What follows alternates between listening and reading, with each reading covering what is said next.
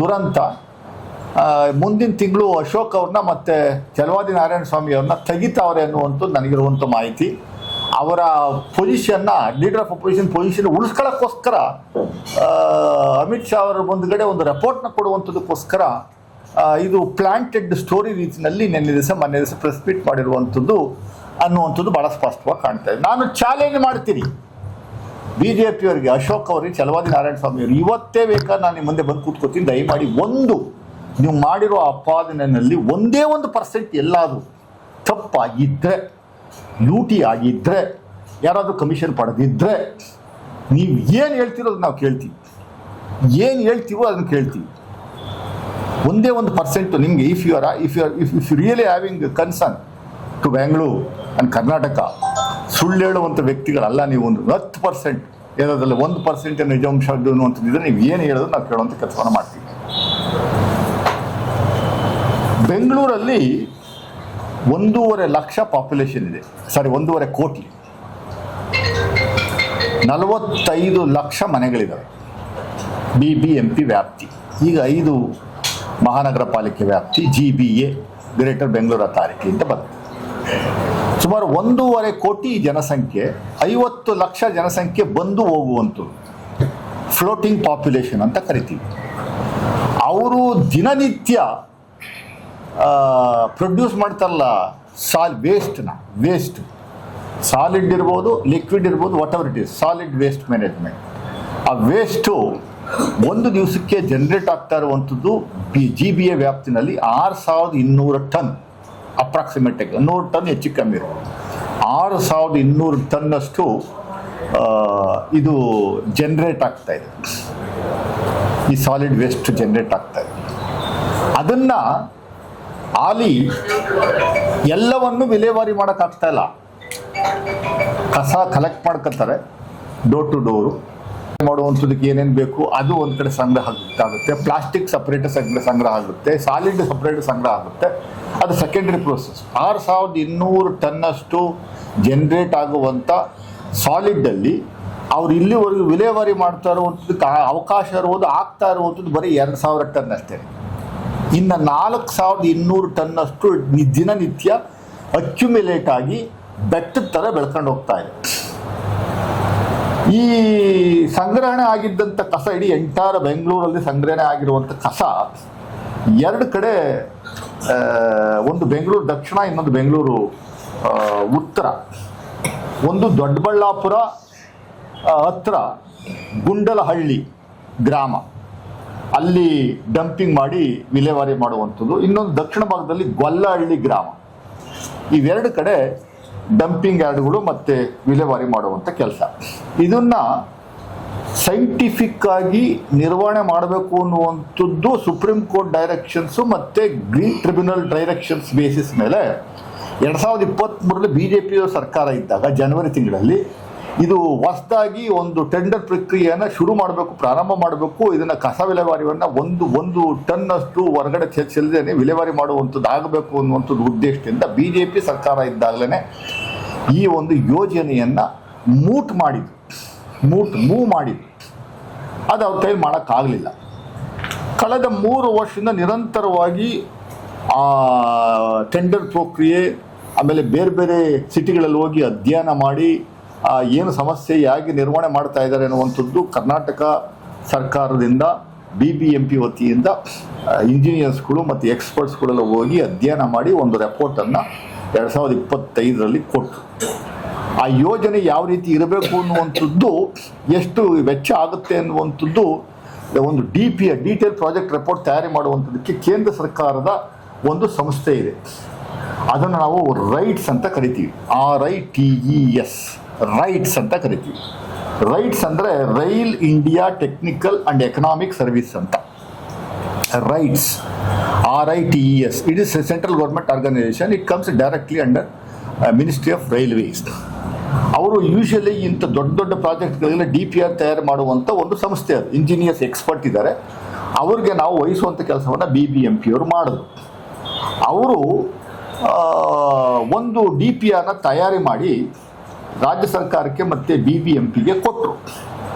ಆ ತಯಾರಿ ಮಾಡಿದ್ದಂಥ DPR ಪ್ರಕಾರ 1 ಟನ್ ಕಸವನ್ನು ವಿಲೇವಾರಿ ಮಾಡುವಂಥದ್ದಕ್ಕೆ ತಗುಲುವಂಥ ವೆಚ್ಚವನ್ನು ಎಸ್ಟಿಮೇಟ್ ಮಾಡಿದರು. ಎಷ್ಟು? 3,999 ರೂಪಾಯಿ ಆಗುತ್ತೆ ಅಂತ. ಅಂದರೆ 4,000 ರೂಪಾಯಿ, ₹1 ಕಮ್ಮಿ ಅವರ ಎಸ್ಟಿಮೇಷನ್.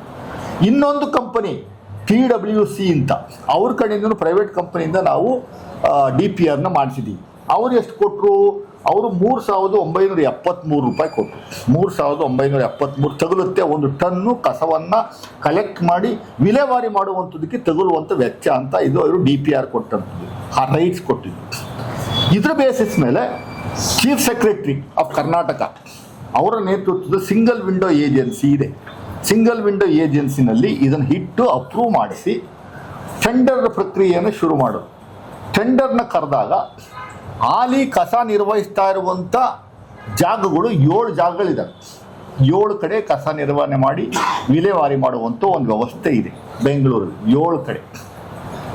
ಇವರೇನು ಮಾಡಿದ್ರು, 7 ಇದ್ದಿದ್ದ 4 ಮಾಡಿ 4 ಕಡೆ ಟೆಂಡರ್ನ ಕರೆಯುವಂಥ ಕೆಲಸವನ್ನು ಆಲ್ ಇಂಡಿಯಾ ಗ್ಲೋಬಲ್ ಟೆಂಡರ್ನ ಕರೆದರು. 2 ಭಾಳ ಪ್ರಮುಖವಾದಂಥ ಆಲ್ ಇಂಡಿಯಾ ಸರ್ಕ್ಯುಲೇಷನ್ ಇರುವಂಥ ನ್ಯೂಸ್ ಪೇಪರ್ಸ್, ಒಂದು ಟೈಮ್ಸ್ ಆಫ್ ಇಂಡಿಯಾ, ಇನ್ನೊಂದು ಹಿಂದೂ, ಇವೆರಡು ಪೇಪರ್ಗಳು ಕೊಟ್ಟು ಮತ್ತು ಲೋಕಲ್ ಪೇಪರ್ ಕನ್ನಡ ಪೇಪರ್ಗಳಲ್ಲೂ ಕೊಟ್ಟಿದ್ದು ಅಡ್ವರ್ಟೈಸ್ಮೆಂಟ್ ಕೊಟ್ಟು ಆ ಟೈಮ್ ಪೀರಿಯಡ್ನೆಲ್ಲ ಕೊಟ್ಟು ಅವರು ಇದನ್ನು ಅಡ್ವರ್ಟೈಸ್ಮೆಂಟ್ ಕೊಟ್ಟಾಗ ಒಂದು ಕಂಪನಿಯೂ ಭಾಗವಹಿಸಲಿಲ್ಲ. ಈ ಕಂಡೀಷನ್ಗೆ ಯಾವ ಕಂಪನಿಯೂ ಬರಲಿಲ್ಲ ಮೊಟ್ಟ ಮೊದಲಿಗೆ ಟೆಂಡರ್ ಕರೆದಾಗ 2025 ಜೂನ್ ತಿಂಗಳಲ್ಲಿ. ಅದಾದ ಮೇಲೆ ಒಂದಷ್ಟು ಮಾಡಿಫೈ ಮಾಡಿ ಏನೆಲ್ಲ ಫೆಸಿಲಿಟೀಸ್ ಬೇಕು ಬೇರೆ ಬೇರೆ ರಾಜ್ಯಗಳಲ್ಲಿರುವಂಥದ್ದೆಲ್ಲ ಮಾಡಿಫೈ ಮಾಡಿ ಅದನ್ನು ಇಲ್ಲಿ ಅಳವಡಿಸ್ಕೊಂಡು 2ನೇ ಬಾರಿ ಟೆಂಡರ್ ಕರೆದ್ರು. ಆಗಲೂ ಯಾವ ಕಂಪನಿಯೂ ಭಾಗವಹಿಸಲಿಲ್ಲ. ಆಮೇಲೆ ಹೈದರಾಬಾದ್ ಮತ್ತು ಚೆನ್ನೈನಲ್ಲಿ ಎಷ್ಟು ಕಡೆ ಇದ್ದಾವೆ ಅನ್ನುವಂಥದ್ದು ನೋಡಿ ಡೆಲ್ಲಿನಲ್ಲಿ ಆ ಬೇಸಿಸ್ ಮೇಲೆ 2 ಕಡೆ ಇರುವಂಥದ್ದನ್ನ ನೋಡಿ 2ನ್ನ ಪ್ಯಾಕೇಜ್ ಮಾಡಿದ್ರು. 2 ಪ್ಯಾಕೇಜ್ ಮಾಡಿ BBMP ಅವರು ಅಡ್ವರ್ಟೈಸ್ಮೆಂಟ್ ಮತ್ತೆ ಕೊಟ್ಟರು ಡಿಸೆಂಬರ್ 2025ರಲ್ಲಿ. ಆಗ 3 ಕಂಪನಿಗಳು ಭಾಗವಹಿಸ್ತವೆ. 3 ಕಂಪನೀಸ್ ಹ್ಯಾವ್ ಪಾರ್ಟಿಸಿಪೇಟೆಡ್. 3 ಕಂಪನಿಗಳು ಯಾವ್ಯಾವು? ಒಂದು ಡೆಲ್ಲಿ MSW ಸೊಲ್ಯೂಷನ್ಸ್ ಲಿಮಿಟೆಡ್, ಇನ್ನೊಂದು Shri Venkata Sambasivarao Bellamkonda KPC projects limited ಅಂತ ಕರೀತಾರೆ. 3ನೇದು Mrs Brij Gopal construction company private limited. ಈ 3 ಕಂಪನಿಯವರು ಟೆಂಡರ್ ಕಂಡೀಷನ್ಸ್ನ ಒಳಪಟ್ಟು ಟೆಂಡರ್ ಕಂಡೀಷನ್ಸ್ಗೆ ಆಯ್ಕೆ ಆಗಿ 3 ಕಂಪನಿಯವರು ಭಾಗವಹಿಸಿದರು. ಟೆಂಡರ್ನ ಓಪನ್ ಮಾಡಿದಾಗ ಲೋಯೆಸ್ಟ್ ಟೆಂಡರ್ ಯಾರು ಕೋಟ್ ಮಾಡಿದರು, ಯಾರಿಗೆ ಎಕ್ಸ್ಪೀರಿಯನ್ಸ್ ಇತ್ತು, ಯಾವ್ಯಾವ ಮಾನದಂಡವನ್ನು ಎಲ್ಲ ಫುಲ್ಫಿಲ್ ಮಾಡುವಂಥದ್ದಕ್ಕೆ ಯಾವ ಕಂಪನಿಗಿದೆ ಅನ್ನುವಂಥದ್ದು ಫೈನಲ್ ಆಗಿ ಮತ್ತೆ ಚೀಫ್ ಸೆಕ್ರೆಟರಿ ಆಫ್ ಕರ್ನಾಟಕ ಅವರ ನೇತೃತ್ವದಲ್ಲಿ ಟೆಕ್ನಿಕಲ್ ಎಕ್ಸ್ಪರ್ಟ್ ಕಮಿಟಿ ಅವರ ನೇತೃತ್ವದಲ್ಲಿ ಟೆಂಡರ್ ಓಪನ್ ಮಾಡಿದಾಗ ಡೆಲ್ಲಿ MSW ಸೊಲ್ಯೂಷನ್ಸ್ ಲಿಮಿಟೆಡ್ ಇವರ ಮೂಲ ಸಂಸ್ಥೆ ರಾಮ್ಕಿ ಎನ್ವೈರೋ ಎಂಜಿನಿಯರ್ಸ್ ಲಿಮಿಟೆಡ್ ಅಂತ ಕರೀತಾರೆ. ರಾಮ್ಕಿ ಎನ್ವೈರೋ ಇಂಜಿನಿಯರ್ಸ್ ಲಿಮಿಟೆಡ್ ಇವರು ಸೆಲೆಕ್ಟ್ ಆದರು. ಡೆಲ್ಲಿ MSW ಸೊಲ್ಯೂಷನ್ಸ್ ಲಿಮಿಟೆಡ್ ಅವ್ರ ಮೂಲ ಸಂಸ್ಥೆನೇ ಇನ್ನೊಂದು ಹೆಸರು ಅವರಿಗೆ ರಾಮ್ಕಿ ಎನ್ವೈರೋ ಇಂಜಿನಿಯರ್ಸ್ ಲಿಮಿಟೆಡ್ ಆಯ್ಕೆ ಆಯಿತು. ಇವರು ಮತ್ತೆ ಟೆಕ್ನಿಕಲ್ ಸಮಿತಿಯವರು ಇವ್ರಿಗೆ ಕೊಡುವಂಥದ್ದಕ್ಕೆ ಸರ್ಟನ್ ಕಂಡೀಷನ್ಸ್ನ ಫುಲ್ಫಿಲ್ ಮಾಡುವಂಥದ್ದಕ್ಕೆ ಅವ್ರಿಗೆ ನಾವು ಹೇಳಿದ್ವಿ. ಅದ್ರ ಬೇಸಿಸ್ ಮೇಲೆ ನಮಗೆ ಕೆಲವು ಪತ್ರಗಳು ಬಂದವು. ಈ ಕಂಪನಿ ಬ್ಲ್ಯಾಕ್ ಲಿಸ್ಟಲ್ಲಿತ್ತು, ಅದರಿಂದ ಈ ಕಂಪ್ನಿಗೆ ನೀವು ಅವಕಾಶ ಕೊಡಬಾರ್ದು ಅನ್ನುವಂಥದ್ದು. ಬ್ಲ್ಯಾಕ್ ಲಿಸ್ಟಲ್ಲಿ ನಿಜವಾಗೂ ಇತ್ತಾ ಇದು ಅನ್ನುವಂಥದ್ದು ವೆರಿಫೈ ಮಾಡುವಂಥದ್ದಕ್ಕೆ ನಾವು ಇವರಿಗೆ ಪತ್ರವನ್ನು ಬರೆದು ಕೇಳಿದಾಗ ಹೌದು ಬ್ಲ್ಯಾಕ್ ಲಿಸ್ಟಲ್ಲಿ ಇರಲಿಲ್ಲ ಇದು. ಈ ಕಂಪ್ನಿ 2021ನೇ ಇಸ್ವಿನಲ್ಲಿ ವರ್ಲ್ಡ್ ಬ್ಯಾಂಕ್ನವರು ಈ ಕಂಪ್ನಿನ ಏನು ಮಾಡಿದ್ರು, ಡಿಬಾರ್ಮೆಂಟ್ ಮಾಡಿದರು. ಡಿಬಾರ್ಮೆಂಟ್ ಅಂದರೆ ಪ್ರೋಸೆಸ್ನಲ್ಲಿ ಭಾಗವಹಿಸುವಂಥದ್ದಕ್ಕೆ 20 ತಿಂಗಳು ಬ್ಯಾನ್ ಮಾಡಿದರು ಈ ಕಂಪ್ನಿನ. ಯಾವುದೇ ಪ್ರೋಸೆಸ್ ವರ್ಲ್ಡ್ ಬ್ಯಾಂಕ್ ಪ್ರಾಜೆಕ್ಟಲ್ಲಿ ಯಾವುದೇ ಪ್ರೋಸೆಸ್ಸಲ್ಲಿ ಇವರು ಭಾಗವಹಿಸುವಂಥದ್ದಕ್ಕೆ 20 ತಿಂಗಳು ಬ್ಯಾನ್ ಮಾಡಿದರು. ಯಾಕೆ ಬ್ಯಾನ್ ಮಾಡಿದರು? ಏನು ಮಿಸ್ಟೇಕ್ ಇವ್ರದ್ದು? ಇವ್ರ ಮಿಸ್ಟೇಕ್ ಏನಿತ್ತು ಅಂದರೆ ಇವ್ರು ಯಾವುದೋ ಒಂದು ಪ್ರಾಜೆಕ್ಟು ವರ್ಲ್ಡ್ ಬ್ಯಾಂಕಲ್ಲಿ ತಗೊಂಡಿದ್ರಲ್ಲ, ಆ ಪ್ರಾಜೆಕ್ಟ್ನ ಇವರು ಸಬ್ ಕಾಂಟ್ರಾಕ್ಟ್ ಕೊಟ್ಟಿದ್ರು, ಇನ್ನೊಬ್ಬರ ಕೈಲಿ ಕೊಟ್ಟು ಮಾಡಿಸುವಂಥ ಕೆಲಸವನ್ನು ಮಾಡಿದರು. ಆ ಸಬ್ ಕಾಂಟ್ರಾಕ್ಟ್ ಕೊಡುವಂಥ ಸಂದರ್ಭದಲ್ಲಿ ವರ್ಲ್ಡ್ ಬ್ಯಾಂಕಿಂದ ಅನುಮತಿ ತಗೊಂಡಿರಲಿಲ್ಲ ಇವರು. Without taking permission from world bank ಮೂಲ ಸಂಸ್ಥೆ ಇವರು ಸಬ್ ಕಾಂಟ್ರಾಕ್ಟ್ ಕೊಟ್ಟು ಕೆಲಸ ಮಾಡಿಸಿದ್ರು. ಅದಕ್ಕೆ ಇವರು ಅಬ್ಜೆಕ್ಷನ್ ಇತ್ತು ವರ್ಲ್ಡ್ ಬ್ಯಾಂಕ್. ನಮ್ಮ ಪರ್ಮಿಷನ್ ತಗೊಂಡೆ ನೀವು ಇನ್ನೊಬ್ಬರಿಗೆ ಸಬ್ ಕಾಂಟ್ರಾಕ್ಟ್ ಕೊಟ್ಟಿದ್ರಿ, ಅದನ್ನು ನಾವು ನಿಮ್ಮನ್ನು 20 ತಿಂಗಳು ಡಿಬಾರ್ಮೆಂಟ್ ಮಾಡ್ತೀವಿ ಅಂತ ಪ್ರೊಹಿಬಿಟ್ ಮಾಡ್ತೀವಿ. ಯಾವುದೇ ಪ್ರಾಜೆಕ್ಟಲ್ಲಿ ನಮ್ಮಲ್ಲಿ ಭಾಗವಹಿಸಬಾರ್ದು. 20 ತಿಂಗಳು ಮುಗಿದೋಯ್ತು. ಇವರು ಬೇರೆ ಇನ್ಯಾವುದೋ ಅನಾಚಾರ ಮಾಡಿ ತಪ್ಪು ಮಾಡಿ ಬ್ಲ್ಯಾಕ್ ಲಿಸ್ಟಲ್ಲಿ ಇರಲಿಲ್ಲ. ಅಶೋಕ್ ಅವರು ಆಪಾದನೆ ಮಾಡೋ ರೀತಿಯಲ್ಲಿ ಈ ಕಂಪನಿ ಬ್ಲ್ಯಾಕ್ ಲಿಸ್ಟಲ್ಲಿ ಇದ್ದಂಥ ಕಂಪನಿ ಕೊಟ್ಬಿಟ್ರು ಅಂತ ಇವ್ರು ಏನು ಹೇಳ್ಕತ್ತಾರೆ, ಬೊಬ್ಬೆ ಹೊಡಿತಾರೆ. ಬ್ಲ್ಯಾಕ್ ಲಿಸ್ಟಲ್ಲಿ ಇರಲಿಲ್ಲ, ಇದು ದಿಸ್ ಇಸ್ ದ ಫ್ಯಾಕ್ಟ್. ಆಮೇಲೆ ಅವರು ರೈಟಿಂಗಲ್ಲಿ ವರ್ಲ್ಡ್ ಬ್ಯಾಂಕಲ್ಲಿ ನಾವು ಮಾಹಿತಿ ತಗೊಂಡ್ಮೇಲೆ it was not black listed ಅಂತ ಗೊತ್ತಾದ ಮೇಲೆ ಅವರಿಗೆ ನಾವು MSW ಸೊಲ್ಯೂಷನ್ಸ್ ಲಿಮಿಟೆಡ್ನವ್ರಿಗೆ, ಡೆಲ್ಲಿ MSW ಸೊಲ್ಯೂಷನ್ಸ್ ಲಿಮಿಟೆಡ್ ಅವ್ರಿಗೆ ಈ ಪ್ರಾಜೆಕ್ಟ್ನ ಕೊಡುವಂಥದ್ದಕ್ಕೆ 1 ಟನ್ ಕಸ ಸಂಗ್ರಹಣೆ ಮಾಡುವಂಥದ್ದಕ್ಕೆ ಸರ್ಕಾರ ನಿಮ್ಗೆ ಎಷ್ಟು ಕೊಡಬೇಕು ಅನ್ನುವಂಥದ್ದು ಒಂದು ಎಸ್ಟಿಮೇಷನ್ನ ತೆಗೆದುಕೊಳ್ಳುವಂಥ ಕೆಲಸವನ್ನು ಮಾಡೋದು. ಒಂದು ಅರ್ಥ ಮಾಡ್ಕೊಳ್ಳಿ ದಯಮಾಡಿ ಸ್ನೇಹಿತರೆ, ಈ ಪ್ರಾಜೆಕ್ಟು ಇನ್ನೂ ಗೌರ್ಮೆಂಟಿಂದ ಸ್ಯಾಂಕ್ಷನ್ ಆಗಿಲ್ಲ, ಅಪ್ರೂವ್ ಆಗಿಲ್ಲ. It is only still in the primary stage. Approve ಆದರೆ ಇವ್ರಿಗೆ ಕೊಡಬೇಕು ಅನ್ನುವಂಥದ್ದು ಅಪ್ರೂವಲ್ ಟೆಂಡರ್ ಓಪನ್ ಆಗಿದೆ ಅಷ್ಟೇ. ಟೆಂಡರ್ ಓಪನ್ ಆಗಿ ಈ ಕಂಪ್ನಿ ಸೆಲೆಕ್ಟ್ ಆಗಿದೆ ಅಷ್ಟೇ. ಪ್ರಾಜೆಕ್ಟ್ನ ಕೊಟ್ಟಿಲ್ಲ ನಾವು. ಅಪ್ರೂವ್ ಆಗಿ ಕೊಟ್ಟರೆ that will come into effective. These people will start functioning only from 2028 onwards, not now. ಮತ್ತು ಈಗ ಇಲ್ಲಿವರೆಗೆ ಕಸ ಸಂಗ್ರಹಣೆ ವಿಲೇವಾರಿ ಮಾಡುವಂಥದ್ದು ಯಾರು? ಸರ್ಕಾರದ ವತಿಯಿಂದನೇ ಸರ್ಕಾರದ ಒಂದು ಸಂಸ್ಥೆ ಇದೆ. ಆ ಸಂಸ್ಥೆ ಹೆಸರೇ BSMW ಅಂತ, Bengaluru solid waste management limited ಅಂತ. ಬೆಂಗಳೂರು ಸಾಲಿಡ್ ವೇಸ್ಟ್ ಮ್ಯಾನೇಜ್ಮೆಂಟ್ ಅಂತ ಒಂದು ಸರ್ಕಾರದ ಸಂಸ್ಥೆನೇ ಇದೆ. ಅವರು ನಿರ್ವಹಿಸ್ತಾ ಇದ್ದಾರೆ.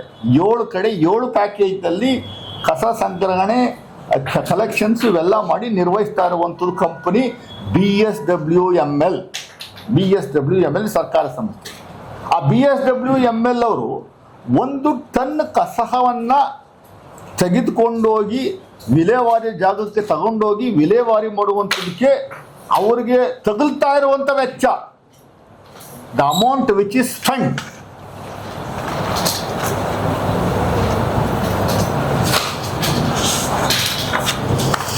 ವೆಚ್ಚ ಈಗ ಆಲಿ 1 ಟನ್ನು ಕಸವನ್ನು ವಿಲೇವಾರಿ ಮಾಡಿ ಸಂಗ್ರಹ ಮಾಡುವಂಥದ್ದಕ್ಕೆ ತಗುಲ್ತಾ ಇರುವಂಥ ವೆಚ್ಚ 4,670 ರೂಪಾಯಿ.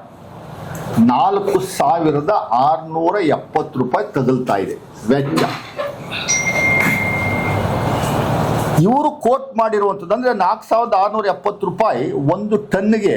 ಆದರೆ 6,200 ಟನ್ಗೆ ಒಂದು ದಿವಸಕ್ಕೆ ಎಷ್ಟಾಯಿತು, 365 ದಿವಸ 1 ವರ್ಷಕ್ಕೆ ಎಷ್ಟಾಯಿತು ಅಂತ ನೀವು ಕ್ಯಾಲ್ಕುಲೇಟ್ ಮಾಡಿದ್ರೆ ಅವರು ಅಶೋಕ್ ಅವರು ಹೇಳಿರೋ ಪ್ರಕಾರ 1 ವರ್ಷಕ್ಕೆ ಸಾಲಿಡ್ ವೇಸ್ಟ್ ಮ್ಯಾನೇಜ್ಮೆಂಟ್ಗೆ ತಗುಲುವಂಥ ವೆಚ್ಚ 1,344 ಕೋಟಿ. 1,344 ಕೋಟಿ ಅವರು ಹೇಳುವಂಥ ಪ್ರಕಾರ. ಈಗ ನಾವು ಹೊಸ ಕಂಪನಿ ಕೊಡ್ತಾ ಇದ್ದೀವಲ್ಲ, ಯಾವುದು ಡೆಲ್ಲಿ MSW ಸೊಲ್ಯೂಷನ್ಸ್ಗೆ. ಈ ಡೆಲ್ಲಿ MSW ಸೊಲ್ಯೂಷನ್ಸ್ಗೆ ಕೊಡುವಂಥ ಅದಕ್ಕೆ ತಗುಲುವಂಥ ವೆಚ್ಚ ಅವರು ಕೋಟ್ ಮಾಡಿರುವಂಥದ್ದು 2, ನಾರ್ತ್ದೇ ಬೇರೆ ಸೌತ್ದೇ ಬೇರೆ ಕೋಟ್ ಮಾಡಿದ್ದಾರೆ. ನಾರ್ತ್ಗೆ ಅವರು ಕೋಟ್ ಮಾಡಿರುವಂಥದ್ದು 2,565 ರೂಪಾಯಿ.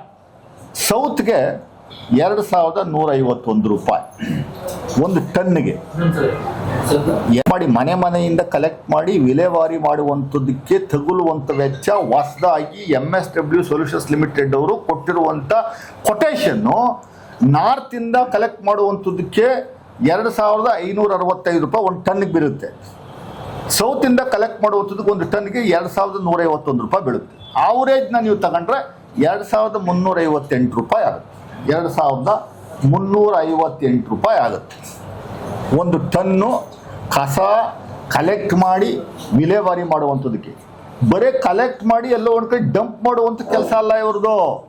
ಮನೆಗೂ ಕಲೆಕ್ಟ್ ಮಾಡ್ತಾರೆ ಪ್ರೈಮರಿ ಸಿಸ್ಟಮಲ್ಲಿ, ಆಮೇಲೆ ಎಲ್ಲೋ ಒಂದು ಕಡೆ ಡಂಪ್ ಮಾಡಿ ಸೆಗ್ರಿಗೇಟ್ ಮಾಡಿ ಆಮೇಲೆ ಅದನ್ನು ತಗೊಂಡೋಗಿ ಮತ್ತೆ ಸೆಕೆಂಡ್ರಿ ಕನ್ವೆನ್ಷನ್ ಮಾಡ್ತಾರೆ. ಸೆಕೆಂಡ್ರಿ ಕನ್ವೆನ್ಷನ್ಲಿ ಸಂಪೂರ್ಣವಾಗಿ ಗ್ಯಾಸ್ ಮ್ಯಾನುಫ್ಯಾಕ್ಚರ್ ಮಾಡ್ಬೋದು, ಎಲೆಕ್ಟ್ರಿಸಿಟಿ ಮ್ಯಾನುಫ್ಯಾಕ್ಚರ್ ಮಾಡ್ತಾರೆ ಅವರು. ಆಮೇಲೆ CNG ಮ್ಯಾನುಫ್ಯಾಕ್ಚರ್ ಮಾಡ್ತಾರೆ, ಪ್ಲಾಸ್ಟಿಕ್ನ ಸಪ್ರೇಟಾಗಿ ಸೆಗ್ರಿಗೇಟ್ ಮಾಡ್ತಾರೆ. ಒಂದು kg ಕಸು ಉಳಿದಂಗೆ ಮಾಡ್ತಾರೆ. 6,200 kg ಟನ್ನಷ್ಟು ಕಸ ಸಂಗ್ರಹವಾದ ಸಂಪೂರ್ಣವಾಗಿ 6,200 ಟನ್ನಷ್ಟು ವಿಲೇವಾರಿ ಮಾಡುವಂಥ ಕೆಲಸವನ್ನು ಮಾಡ್ತಾರೆ. ಅದಕ್ಕೆ ತಗುಲುವಂಥ ವೆಚ್ಚ, ಈಗ ತಗುಲ್ತಾ ಇರುವಂಥ ವೆಚ್ಚ 4,670 ರೂಪಾಯಿ. ಯಾವುದು? 4,670 ರೂಪಾಯಿ ಕಳೆದ 5 ವರ್ಷದಿಂದ 4,670 ರೂಪಾಯಿ ತಗೊಳ್ತಾ ಇದೆ. ಎಸ್, 4,670 ರೂಪಾಯಿ. ಇವನು ಕೋಟ್ ಮಾಡಿರುವಂಥದ್ದು 2,358 ರೂಪಾಯಿ. ಹೊಸದಾಗಿ ನಾವು ಕೊಡಬೇಕು ಅಂತ ತೀರ್ಮಾನ ತಗೊಂಡಿರುವಂಥ ಕಂಪನಿಗಳು ಕೋಟ್ ಮಾಡಿರುವಂಥದ್ದು ಎಷ್ಟು ಅನ್ನುವಂಥದ್ದು ನಾನು ಹೇಳಿದ್ದೀನಿ, 2,358 ರೂಪಾಯಿ. ಅಲ್ಲಿ ತಗಲ್ತಾ ಇರುವಂಥದ್ದು 4,670 ರೂಪಾಯಿ. ಇದನ್ನು ಹೊಸದಾಗಿ ಕಂಪನಿ ಕೊಟ್ಟರೆ ನಾವು ಉಳಿತಾಯ ಮಾಡುವಂಥದ್ದು ಎಷ್ಟು ಗೊತ್ತಾ? 2,312 ರೂಪಾಯಿ ಉಳಿತಾಯ ಆಗುತ್ತೆ. ಲಾಸ್ ಆಗ್ತಾ ಇಲ್ಲ. 39,000 ಕೋಟಿ ಲೂಟಿ ಆಗ್ತಾ ಇಲ್ಲ. ಕಮಿಷನ್ ಹೊಡಿತಾ ಇಲ್ಲ ನಾವು. ಈ ಕಮಿಷನ್ನು ಅಶೋಕ್ ಮತ್ತೆ ಅವ್ರ ಕಂಪನಿಗೆ ಹೋಗ್ತಾ ಇರುವಂಥದ್ದನ್ನ ತಡೆ ಹಿಡಿಯುವಂಥ ಕೆಲಸವನ್ನ ಡಿ ಕೆ ಶಿವಕುಮಾರ್ ಮಾಡಿರುವಂಥದ್ದೇ ಇವರಿಗೆ ಹೊಟ್ಟೆ ನೋವು ಶುರುವಾಗಿದೆ. ಹಾಲಿ ಇರುವಂಥದ್ದು ಪ್ರಕಾರ ನೀವು ಕಂಟಿನ್ಯೂ ಮಾಡೋಕ್ಕಾಗಲ್ಲ. ಯಾಕಂದರೆ ಸೈಂಟಿಫಿಕ್ ಆಗಿ ನೀವು ವಿಲೇವಾರಿ ಮಾಡೋಕ್ಕಾಗ್ತಾ ಇಲ್ಲ. ಬರೀ 2,000 ಟನ್ ಮಾತ್ರ ನೀವು ಗೊಬ್ಬರನ ವಿಲೇವಾರಿ ಮಾಡೋಕ್ಕಾಗ್ತಾ ಇರುವಂಥದ್ದು. ಇನ್ನು 4,000 ಟನ್ ದಿನನಿತ್ಯ ಹಂಗೆ ಉಳ್ಕೊಳ್ಳುತ್ತೆ. ಅದಕ್ಕೇನೆ NGT ಅವರು 2,900 ಕೋಟಿಯಷ್ಟು ಫೈನ್ ಹಾಕಿರೋದು. ಅದನ್ನು ನೀವು ಇದನ್ನು ಪರಿಗಣಿಸಿ ಇನ್ನು ಅನುಷ್ಠಾನ ಮಾಡಲೇಬೇಕು. ಆಮೇಲೆ ಇದು ಅವರ ಅಪಾದನೆ ಏನು? 30 ವರ್ಷಕ್ಕೆ ಕೊಟ್ಬಿಟ್ಟವ್ರೆ ಅಂತ. ಹೌದು, ನೀವು ದಯಮಾಡಿ ನೀವು ಡೆಲ್ಲಿನಲ್ಲಿ ನೋಡಿ ಕೊಟ್ಟಿರುವಂಥದ್ದು. ಇದೇ ಕಂಪ್ನಿ ಹೈದರಾಬಾದಲ್ಲಿ ಮಾಡ್ತಾ ಇದೆ. ಹೈದರಾಬಾದ್ನಲ್ಲಿ ಮಾಡ್ತಾ ಇರುವಂಥದ್ದು they have given for 30 years. Even in Chennai they have given for 25 years. ಯಾಕೆ 20 years 30 years ಕೊಡ್ತಾವ್ರೆ ಅಂದರೆ ಅವ್ರು ಇನ್ಫ್ರಾಸ್ಟ್ರಕ್ಚರ್ ಬಿಲ್ಡ್ ಮಾಡ್ತಾರಲ್ಲ, ಗ್ಯಾಸ್ ಮ್ಯಾನುಫ್ಯಾಕ್ಚರ್ ಮಾಡುವಂಥದ್ದಕ್ಕೆ, ಎಲೆಕ್ಟ್ರಿಸಿಟಿ ಮ್ಯಾನುಫ್ಯಾಕ್ಚರ್ ಮಾಡುವಂಥದ್ದಕ್ಕೆ ಇನ್ಫ್ರಾಸ್ಟ್ರಕ್ಚರ್ ಕೈಯಿಂದ ದುಡ್ಡು ಹಾಕ್ಬಿಟ್ಟು ಬಿಲ್ಡ್ ಮಾಡ್ತಾವ್ರೆ. ಕೈಯಿಂದ ದುಡ್ಡು ಹಾಕಿ ಬಿಲ್ಡ್ ಮಾಡುವಂಥದ್ದಕ್ಕೆ ತಗುಲುವಂಥ ವೆಚ್ಚ ಇನಿಷಿಯಲ್ ಇನ್ವೆಸ್ಟ್ಮೆಂಟ್ ಅವ್ರದ್ದು 3,912 ಕೋಟಿ. 3,912 ಕೋಟಿ ಇನ್ವೆಸ್ಟ್ ಮಾಡ್ತಾವ್ರೆ ಅವರು. ಯಾವುದೇ ಮೆಷಿನರೀಸು ಪ್ಲಾಂಟ್ನ ಇನ್ವೆಸ್ಟ್ ಮಾಡಿದ್ರೆ ಅದು ಲೈಫು 30 ವರ್ಷ. ಆ 30 ವರ್ಷದವರೆಗೂ ಅವನು ಅಲ್ಲಿ ನಿರ್ಮಾಣ ಮಾಡಬೇಕು. ಸುಮ್ಮನೆ ಏನೋ ಕಸ ತಗೊಂಡೋಗಿ ಅಲ್ಲಿ ಬಿಸಾಕ್ಬಿಟ್ಟು ಆಯಿತು ಅಶೋಕ್ ಅವರೇ ವರ್ಷ ಚೇಂಜ್ ಮಾಡೋಣ, ಚೇಂಜ್ ಮಾಡೋಣ. ನೀವೇ ಹೇಳಿ. ನೀವು ಹೇಳ್ತಾ ಇರುವಂಥದ್ದು ಏನು? ಹಾಲಿ 1 ಟನ್ಗೆ ಕಸ ಸಂಗ್ರಹಣೆ ಮಾಡುವಂಥದ್ದಕ್ಕೆ ನಾವು ಖರ್ಚು ಮಾಡ್ತಾ ಇರೋದು ಬರೀ 260 ರೂಪಾಯಿ ಅಂತೀರಿ. ಬಾಯಿಗೆ ನಿಮ್ಗೇನು ಹುಳ ಬೀಳ್ತದೆ ಏನು ಬೀಳ್ತದೆ ಒಂದು ಅರ್ಥ ಆಗ್ತಾರಪ್ಪ. ಈಗ ಹೊಸದಾಗಿ ಕೊಡುವಂಥ ಟೆಂಡರ್ ಪ್ರಕಾರ 2,400 ಕೊಡ್ತಾ ಇದ್ದೀವಿ ಅಂತೀರಿ. ಏನೇನೋ ಹುಚ್ಚುಚ್ಚು ಥರ ಏನೇನೋ ಹೇಳ್ತೀರಿ. ಮಾಹಿತಿ ಇಲ್ ಮೇಲೆ ಯಾಕ್ರಿ ಬಂದು ಮಾತಾಡ್ತೀರಾ? 4,670 ರೂಪಾಯಿ ಬೀಳ್ತಾ ಇದೆ 1 ಟನ್ ಕಸ ಸಂಗ್ರಹಕ್ಕೆ. ಅದು ಎಲೆಕ್ಟ್ರಿಸಿಟಿ ಜನರೇಟ್ ಮಾಡ್ತಾ ಇಲ್ಲ, ಗ್ಯಾಸ್ ಜನರೇಟ್ ಮಾಡ್ತಾ ಇಲ್ಲ, ಮೀಥನೈಸ್ ಸಪರೇಟ್ ಮಾಡ್ತಾ ಇಲ್ಲ. ಇದರಲ್ಲಿ ಸಾಕಷ್ಟು ಕಂಡೀಷನ್ಸ್ಗಳಿದ್ದಾವೆ. ಆಮೇಲೆ ಈ ಕಂಪ್ನಿ ಟೆಂಡರ್ನ ಅಪ್ರೂವ್ ಮಾಡಿರುವಂಥದ್ದು central government. Solid waste management rule 2026 ಪ್ರಕಾರ ಈ ಕಂಡೀಷನ್ಸ್ ಮೇಲೆ ನಾವು ಮಾಡಬೇಕು solid waste management, environmental protection ಆಧಾರದ ಮೇರೆಗೆ. ನೀವು ಇಲ್ಲದೇ ಇರೋ ಕಥೆಗಳೆಲ್ಲ ಸುಳ್ಳು ಹೇಳ್ತಾ ಇದ್ದೀರಾ.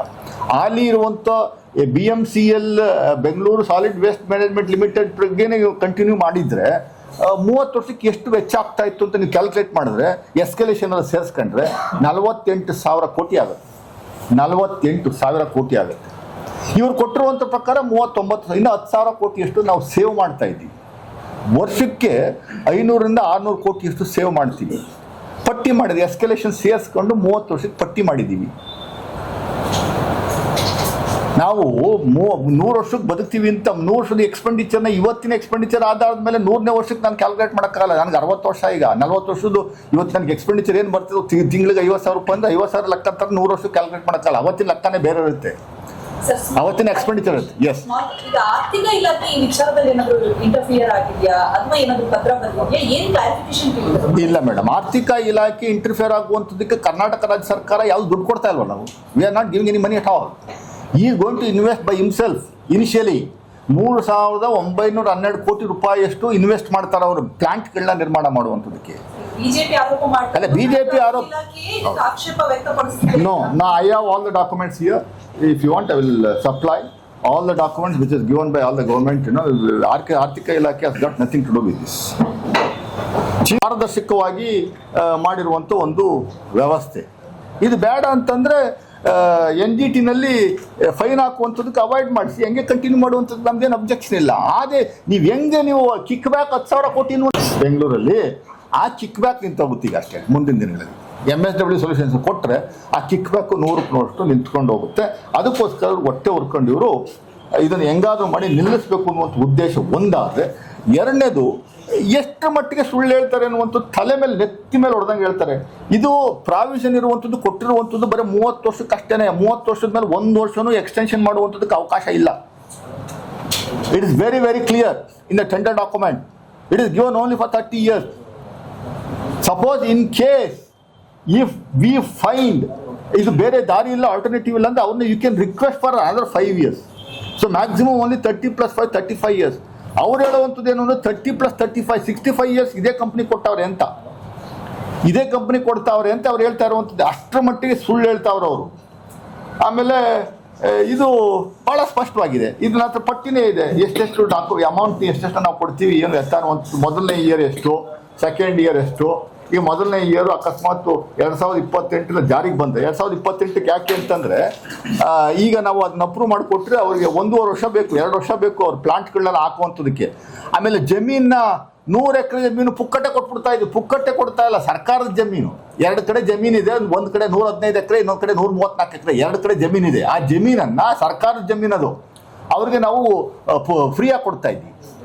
ಆಮೇಲೆ ಅವ್ರು ಹೇಳ್ತಾರೆ 1,500 ಕೋಟಿಯಷ್ಟು ಲೋನ್ ತಗೊಳ್ಳುವಂಥದ್ದಕ್ಕೆ ಅವ್ರಿಗೆ ಪ್ರಾವಿಷನ್ ಮಾಡಿಕೊಟ್ಟವ್ರೆ ಅಂತ. ನಾವು ಪ್ರಾವಿಷನ್ ಮಾಡಿಕೊಟ್ಟಿಲ್ಲ, ನಮ್ಮ ಭೂಮಿ ಅದ್ರ ಮೇಲೆ ಪ್ಲಾಂಟ್ ಹಾಕ್ತವ್ರೆ, ಅದ್ರ ಬೇಸಿಸ್ ಮೇಲೆ ಅವ್ರು ಲೋನ್ ತಗೋತಾವ್ರೆ ಅಷ್ಟೇ. Karnataka government is not going to give any guarantee to anybody at all. ನೋಡಿ ಇಲ್ಲಿ ಅನುಷ್ಠಾನ ಆದರೆ ಮೊದಲನೇ ಇಯರು ಅವರು ಕೊಡ್ತಾ ಇರುವಂಥದ್ದು, ನಾವು ಕೊಡಬೇಕಾಗಿರುವಂಥದ್ದು 593 ಕೋಟಿ, 593 ಕೋಟಿ. 2ನೇ ವರ್ಷ 623 ಕೋಟಿ, 3ನೇ ವರ್ಷ 654 ಕೋಟಿ, 4ನೇ ವರ್ಷ 687 ಕೋಟಿ, 5ನೇ ವರ್ಷ 721. ಅದೇ ಥರ 30 ವರ್ಷಕ್ಕೂ ಎಷ್ಟೆಷ್ಟು ಕೊಡಬೇಕು ಅನ್ನುವಂಥದ್ದು, ಎಷ್ಟೆಷ್ಟು ತಗಲುತ್ತೆ ವೆಚ್ಚ ಅನ್ನುವಂಥದ್ದು ಇದರಲ್ಲಿ ಭಾಳ ಸ್ಪಷ್ಟವಾಗಿದೆ. 30 ವರ್ಷಕ್ಕೆ ಎಷ್ಟಾಗುತ್ತೆ ಅನ್ನುವಂಥದ್ದು ಇದು 39,000 ಕೋಟಿ ಚಿಲ್ಲರೆ ಇದೆ. 39,000 ಕೋಟಿ ಚಿಲ್ಲರೆ ಇದೆ. ಬಟ್ ಅಲ್ಲಿ ನಾವು ಕೊಡ್ತಾ ಇರುವಂಥ ತಗಲುವಂಥ ವೆಚ್ಚ ಬೆಂಗಳೂರಲ್ಲಿ 1,344 ಕೋಟಿ ಆಗ್ತಾ ಇದೆಯಲ್ಲ, ಇದರಲ್ಲಿ ಉಳಿತಾಯ ಇಲ್ವಾ ಲಾಸ್ ಆಗ್ತಾ ಇದೆ ಸರ್ಕಾರಕ್ಕೆ? 539 ಕೋಟಿ ಒಂದು ವರ್ಷಕ್ಕೆ ನಾವು ಕೊಡ್ತಾ ಇದ್ದೀವಿ ಹೊಸಬನಿಗೆ ಅಂದರೆ, ನಾವು ಹಾಲಿ ಕೊಡ್ತಾ ಇರೋ 1,344 ಕೋಟಿ ಎಷ್ಟು ಉಳಿತಾಯ ಆಯಿತು ಮೊದಲನೇ ವರ್ಷ? ಸೆಕೆಂಡ್ ಇಯರ್ ಎಷ್ಟು ಉಳಿತಾಯ ಆಯಿತು? ಥರ್ಡ್ ಇಯರ್ ಎಷ್ಟು ಉಳಿತಾಯ ಆಯಿತು? ಆಮೇಲೆ ಈಗ ನಿರ್ವಹಣೆ ಮಾಡ್ತಾ ಇರುವಂಥದ್ದು ವ್ಯವಸ್ಥೆನೇ ಬೇರೆ, ಅವನು ನಿರ್ವಹಣೆ ಮಾಡುವಂಥ ವ್ಯವಸ್ಥೆನೇ ಬೇರೆ. ಅವನೇ ಅಲ್ಲ, ಡೋರ್ ಟು ಡೋರ್ ಮನೆಯಿಂದ ಕಲೆಕ್ಟ್ ಮಾಡಿ ತಗೊಂಡೋಗಿ ವಿಲೇಮಾರಿ ಮಾಡುವಂಥ ಕೆಲಸ. ಅದು ಬಹಳ ಸ್ಪಷ್ಟವಾಗಿದೆ. ಅಲ್ಲ, ನೀವು ಪೌರ ಕಾರ್ಮಿಕರನ್ನು ಹೊರತುಪಡಿಸಿ ನಾನು ನಿಮಗೆ ತಗೊಳ್ಳುವಂಥ ವೆಚ್ಚ 1,344 ಕೋಟಿ. ಪೌರ ಕಾರ್ಮಿಕ ಸಂಬಳ ಸೇರಿಸಿಲ್ಲ ಅದರಲ್ಲಿ. ಈಗ ಹಾಲಿ BBMP ಖರ್ಚು ಮಾಡ್ತಾ ಇರುವಂಥದ್ದು ಕಸ ಸಂಗ್ರಹಣೆಗೆ 6,200 ಟನ್ನು ಒಂದು ವರ್ಷಕ್ಕೆ ತಗೊಳ್ಳುವಂಥ ವೆಚ್ಚ 1,344 ಕೋಟಿ. ಪೌರ ಕಾರ್ಮಿಕರ ಸಂಬಳ ಅಲ್ಲಿಲ್ಲ. ಪೌರ ಕಾರ್ಮಿಕರ ಸಂಬಳ ಇದಕ್ಕೆ ಯಾಕೆ ತಗೊಂಬತ್ತಾ ಇದ್ದೀರಿ? ಪೌರ ಕಾರ್ಮಿಕರ ಸಂಬಳ ಹೊಸಬನಿಗೆ ಕೊಟ್ಟರು ಪೌರ ಕಾರ್ಮಿಕರ ಸಂಬಳ ನಾವೇ ಕೊಡೋದು. That is very clear.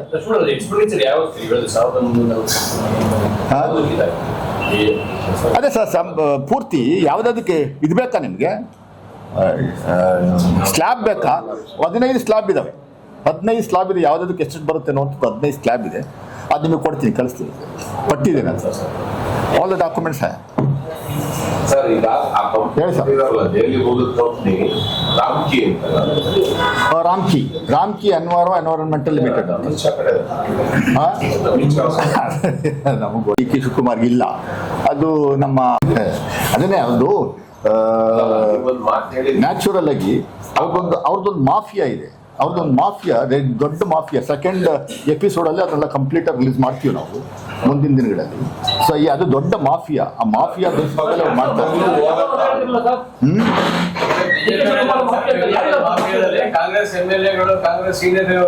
ಅದು ಪಟ್ಟಿನೇ ಕೊಡ್ತೀವಿ ಯಾರ್ಯಾರಿದ್ದಾರೆ ಅಂತ. ಈ ಕಾಂಗ್ರೆಸ್ MLAಗಳಿದ್ರು ಪಟ್ಟಿ ಕೊಡ್ತೀವಿ 100%. ಎರಡನೇ ಹಂತದಲ್ಲಿ ನಾನು ನಿಮ್ಗೆ ಹೇಳ್ತೀನಿ. ಇವಾಗ ನಾನು 36,000 ಕೋಟಿ ಲೂಟಿ, 10,000 ಕಮಿಷನ್ ಬೇಸಿಸ್ ಮೇಲೆ ನೀವು ಸ್ವಲ್ಪ ಲೇಟಾಗಿ ಬಂದು ಕಂಪ್ಲೀಟ್ ಡೀಟೇಲ್ಸ್ನ ಕೊಟ್ಟಿದ್ದೀನಿ.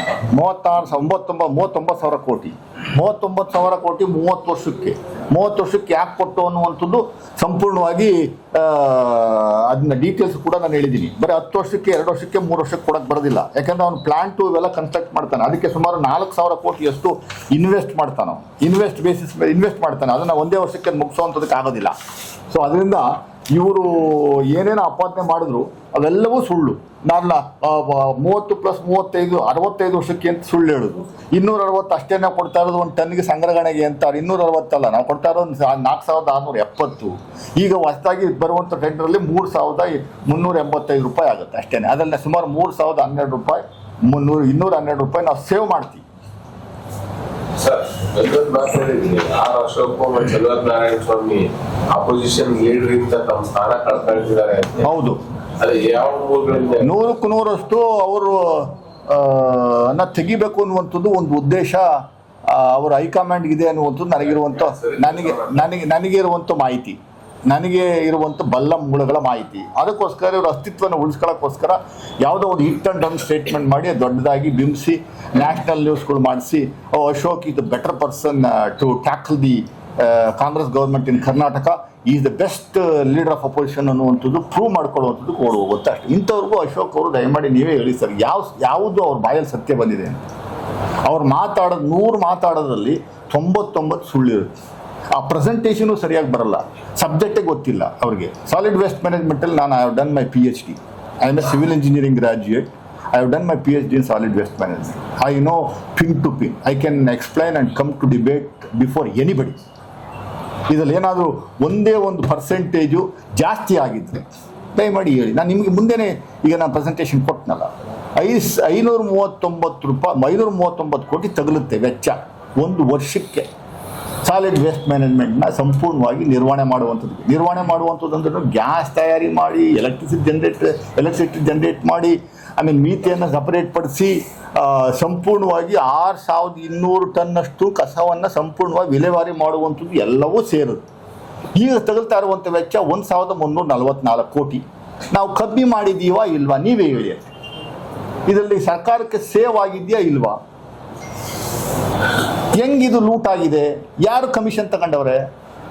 10,000 ಕೋಟಿ 39,000 ಕೋಟಿ ಲೂಟಿಂದ ನಿಮ್ಮದೇ IT ED CBI ಎಲ್ಲ ಇದೆಯಲ್ಲ ಸ್ವಾಮಿ.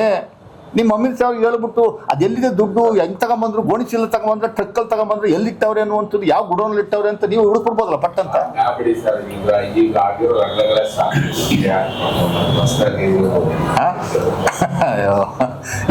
ಬಾ ಹೇಳಕ್ಕೆ ಒಂದು ಸ್ಯಾಂಕ್ಟಿಟಿ ಬೇಕಲ್ವಾ? ಮಾತಾಡಕ್ಕೆ ಸ್ಯಾಂಕ್ಟಿಟಿ. ನಾನು ಹೇಳಿದ್ದೆಲ್ಲ ಸುಪ್ರೀಂ ಕೋರ್ಟ್ ಇವರು ಫೈನ್ ಹಾಕಿರುವಂತ ಡಾಕ್ಯುಮೆಂಟ್ ಇದೆ ನೋಡಿ. ಅದೇ ಸಂದರ್ಭದಲ್ಲಿ ಹೇಳಿದ್ರು, ಮುಂಚೆ BBMP ಇದ್ದಾಗ 3 ವರ್ಷ ಹಿಂದೆಡೆ ವಾರ್ಡ್ಗಳಲ್ಲೇ ಕಸ ಸಂಗ್ರಹಣೆ ಮಾಡಿ ಅಲ್ಲೇ ಕೂಡ ಡಿಸ್ಪೋಸ್ ಮಾಡ್ತಾ ಇದ್ರು, ಅಂದ್ರೆ ಸಂಸ್ಕರಣೆ ಮಾಡ್ತಾ ಇದ್ರು. ಆ ಒಂದು ವ್ಯವಸ್ಥೆಗೆ ಸುಭಾಷ್ ಲೋಕಾಯುಕ್ತ ಅವ್ರು ನೇಮಕ ಮಾಡಿದ್ರು. ಅವಾಗ ಚೆನ್ನಾಗಿತ್ತು. ಸೊ ಅದಾದ್ಮೇಲೆ ಇದ್ದಕ್ಕಿದ್ದಂಗೆ ನಿಮ್ಮ ಬಿಜೆಪಿ ಕಾಂಗ್ರೆಸ್ ಎಲ್ಲಾ ಪಕ್ಷಗಳು ಸೇರ್ಕೊಂಡು ಬೆಂಗಳೂರಿನ ಲೂಟಿ ಮಾಡೋದಕ್ಕೆ ಬೇರೆ ಬೇರೆ ಯೋಜನೆ ತಗೊಂಡ್ಬಂದು ಇದು ಮಾಡ್ತಾರೆ. ನಮ್ಮ ಬಿಜೆಪಿ ಅಲ್ಲ, ಬಿಜೆಪಿ ಅವ್ರು ಮಾಡಿದ್ದಷ್ಟೇ. ಕಾಂಗ್ರೆಸ್ ಎಲ್ಲಾ ಪಕ್ಷಗಳು ನಾವೇನ್ ತಪ್ಪ ಮಾಡಿದ್ವಿ ಅಂತ ಹೇಳಿ 20 ವರ್ಷದಿಂದ ಇದೇ ನಡೀತಾ ಇದೆ. ಯಾವ ಪಕ್ಷ ಬಂದರೂ ಅದಕ್ಕೇನೆ ಇನ್ನೊಂದು ಪಕ್ಷ ಆರೋಪ ಮಾಡ್ತಾರೆ. ಈಗ ನೀವು ಆದ್ಮೇಲೆ ಅವ್ರು ಬಂದ್ರೆ ಅವರು ಇದನ್ನೇ ಮಾಡೋದು, ನೀವು ಅವಾಗ ಆರೋಪ ಮಾಡ್ತೀರಾ. ಬೆಂಗಳೂರಿನ ಲೂಟಿ ಮಾಡೋದಕ್ಕೆ ಎಲ್ಲಾ ಪಕ್ಷಗಳು ಭಾಗಿಯಾಗಿದ್ದಾರೆ. ನಾನು ಕೇಳ್ತಾ ಇರೋದು, ವಾರ್ಡ್ ಮಟ್ಟದಲ್ಲಿ ಕಸ ಸಂಗ್ರಹಣೆ ಮಾಡಿ ಅಲ್ಲೇ ಸೆಗ್ರಿಗೇಷನ್ ಮಾಡಿ ವಿಲೇ ಮಾಡ್ಬೇಕಂತ ಇತ್ತು. ಸುಭಾಷ್ ಅವರ ಅಡಿ ಇತ್ತಲ್ಲ ಅದು, ಅವರ ನೇತೃತ್ವದಲ್ಲಿ NGT ನೇಮಕ ಮಾಡಿದ್ದು 3 ವರ್ಷಕ್ಕೆ. ಅವಾಗ ಕಡಿಮೆ ದುಡ್ಡೆಲ್ಲ ಆಗ್ತಾ ಇತ್ತು. ಅದಾದ ನಂತರ ಯಾವುದೇ ಸರ್ಕಾರ ಮುಂದುವರಿಸಿಲ್ಲ. ಸೊ ಅದನ್ನ ಬಿಟ್ಬಿಟ್ಟು ನೀವು ಯಾವ್ದೋ ಒಂದು ದೊಡ್ಡ ಕಂಪ್ನಿಗೆ ಏನು 39,000 ಅಂತ ಹೇಳ್ತಾ ಇದ್ರು, ಅದು 30 ವರ್ಷಕ್ಕೆ ಓಕೆ. ಯಾರು ದುಡ್ಡು ಕೊಡಬೇಕದು? ಏನ್ ಸರ್ಕಾರ ಕೊಡ್ತಾ ಅದು? ನಾವೆಲ್ಲ ಕೊಡೋದು ಜನ? ಪ್ರತಿ ವಾರ್ಷಿಕ ಇದರಲ್ಲಿ 1,500 ರೂಪಾಯಿ ಜಾಸ್ತಿ ಮಾಡ್ತೀರಾ. ಸೊ ಹಾಗಾಗಿ ಈ ತರ ದೊಡ್ಡ ದೊಡ್ಡ ಪ್ರಾಜೆಕ್ಟ್ ಬಿಟ್ಟು ಲೋಕಲ್ ಅಲ್ಲೇ ವಾರ್ಡ್ ಮಟ್ಟದಲ್ಲಿ ಮಾಡ್ಲಿಕ್ಕೆ ಏನ್ ಕಷ್ಟ ನಿಮ್ಗೆ? ವಾರ್ಡ್ ಮಟ್ಟ ಆಯ್ತು, ಕೇಳಿಸ್ಕೊಳ್ಳಿ ಸರ್. ದಯಮಾಡಿ ವಾರ್ಡ್ ಮಟ್ಟದಲ್ಲಿ 15 ವರ್ಷದಿಂದನೇ ಸುಭಾಷ್ ಆಘಾಡಿ ಅವರು ಕೊಟ್ಟಂತ ಸಲಹೆ ಏನು ಅಂದ್ರೆ, ಸೆಗ್ರಿಗೇಟ್ ಮಾಡುವಂಥದ್ದು. ತಗೊಂಡೋಗಿ ಒಂದು ದೊಡ್ಡ ತೊಟ್ಟಿ ಇಟ್ಬಿಟ್ಟು ಅಲ್ಲೋಗಿ ಡಂಪ್ ಮಾಡ್ತಿದ್ರಲ್ಲ, ಅದರಿಂದ ಸೆಗ್ರಿಗೇಟ್ ವಾರ್ಡ್ ವೈಸ್ ಅಲ್ಲಲ್ಲೇ ಮಾಡಬೇಕು. ಆಮೇಲೆ ಕಾಂಪೋಸ್ಟ್ ಮಾಡುವಂಥದ್ದಕ್ಕೆ ಕೆಲವು ಪ್ಲಾಂಟ್ಗಳನ್ನು ಅಲ್ಲಲ್ಲೇ ಹಾಕುವಂಥದ್ದಕ್ಕೆ ಅವಕಾಶ ನಿರ್ಮಾಣ ಮಾಡ್ಕೊಳ್ಳಿ ಅಂತ. ಅದು ವರ್ಕ್ ಆಗಲ್ಲ, ಪ್ರಾಕ್ಟಿಕಲಿ ವಯಬಲ್ ಅಲ್ಲ, ಅದು ವರ್ಕ್ ಆಗಲ್ಲ.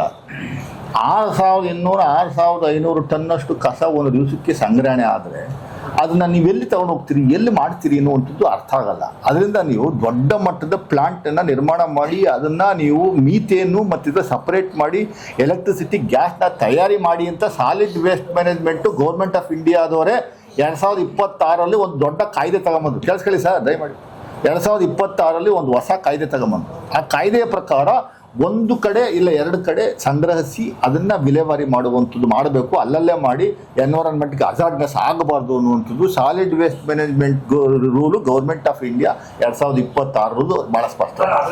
10,514 ಕೋಟಿ ಬಿಲ್ಲನ್ನು ತಗೋತಾರೆ ಇವರು.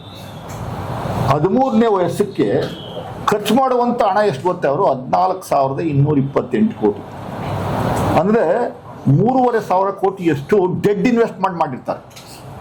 ಅದು ವಾಪಸ್ ತಗೊಳಕ್ಕಾಗಲ್ಲ ಅವರು, ಅದು ನನಗೆ ಕಂಟಿನ್ಯೂ ಆಗುತ್ತೆ. ಸೊ ಅದರಿಂದ ಅಶೋಕ್ ಅವರು BJPಯವರು ಆಪಾದನೆ ಮಾಡ್ತಾ ಇರುವಂಥದ್ದು ಮೋಸ್ಟ್ಲಿ ಅವ್ರು 40% ಕಮಿಷನ್ ಗುಂಗಿಂದ ಈಚೆ ಬಂದಿಲ್ಲ. ಅವರು 3 ವರ್ಷ ಆಗೋಯ್ತು, ಇನ್ನು ಗುಂಗಲ್ಲೇ ಅವ್ರೆ, ಆ ಕಮಿಷನ್ನ ಗುಂಗಲ್ಲೇ ಇರೋದೆ. ಆ ಕಮಿಷನ್ ಅವ್ರು ತಗೋತಾ ಇದ್ದಿದ್ದನ್ನ ಬೇರೆಯವ್ರ ಮೇಲೆ ಮೆತ್ತುವಂಥ ಕೆಲಸವನ್ನು ನಿರಂತರವಾಗಿ ಮಾಡುವಂಥ ಕೆಲಸವನ್ನು ಮಾಡ್ತಾರೆ. ಅಶೋಕ್ ಅವರೇ ದಯಮಾಡಿ ತಡ್ರಿ, 4 ದಿವಸ ನಿಮ್ಗೆ ಎಷ್ಟೆಷ್ಟು ಕಷ್ಟದಲ್ಲಿ ಕಮಿಷನ್ ಬರುತ್ತೆ, ನಿಮ್ಮ MLAಗಳಿಗೆ ಎಷ್ಟು ಬರುತ್ತೆ, ಯಾರ್ಯಾರು ಯಾವ MLAಗಳಿಗೆ ಎಷ್ಟೆಷ್ಟು ಬರುತ್ತೆ ಅನ್ನುವಂಥದ್ದು ಪಟ್ಟಿನ ನಾನು ಕೊಡ್ತೀನಿ, 100% ಪಟ್ಟಿ ಕೊಡ್ತೀನಿ. ಯಾಕೆ ನೀವು ಅಪೋಸ್ ಮಾಡ್ತಾ ಇದ್ದೀರಿ? 1,344 ಕೋಟಿಯಿಂದ 539 ಕೋಟಿಗೆ ಇಳಿಸ್ತಾ ಇದ್ದೀವಿ ನಾವು. ಅದು ವೈಜ್ಞಾನಿಕವಾಗಿ ಎಲ್ಲವನ್ನು ಸಂಗ್ರಹಣೆ ಮಾಡಿ ವಿಲೇವಾರಿ ಮಾಡುವಂಥದ್ದು. 6,200 ಟನ್ನು ವಿಲೇವಾರಿ ಮಾಡುವಂಥದ್ದು. ಈಗ ಇಲ್ಲಿ ವಿಲೇವಾರಿ ಆಗ್ತಾ ಇರುವಂಥದ್ದು ಬರೀ 2,000 ಟನ್ ಅಷ್ಟೇ, ಇನ್ನು 4,000 ಟನ್ ಹಂಗೆ ಉಳ್ಕೊತಾ ಇದೆ. ಆಮೇಲೆ ಅಲ್ಲಿ 2 ಜಾಗದಲ್ಲಿ ನಾವೇನು ಡಂಪ್ ಮಾಡ್ತಾ ಇದ್ದೀವಿ, ಅಕ್ಕ ಸುತ್ತಮುತ್ತ ಇರುವಂಥ ಜನಗಳೆಲ್ಲ ದಿನನಿತ್ಯ ಗಲಾಟೆ ಜಗಳ, ಡಂಪ್ ಮಾಡಬೇಡಿ ಇಲ್ಲಿ ವಾಸನೆ ಬರ್ತದೆ ಅಂತ. ಆ ಊರಿಗೆ ಅಭಿವೃದ್ಧಿ, ಅಕ್ಕಪಕ್ಕ ಇರುವಂಥ ಜಾಗಗಳ ಅಭಿವೃದ್ಧಿಗೋಸ್ಕರ ನಾವು ಇಂಥವ್ರು ಖರ್ಚು ಮಾಡಿರುವಂಥದ್ದು ಎಷ್ಟು ಗೊತ್ತಾ? 1,300 ಕೋಟಿ.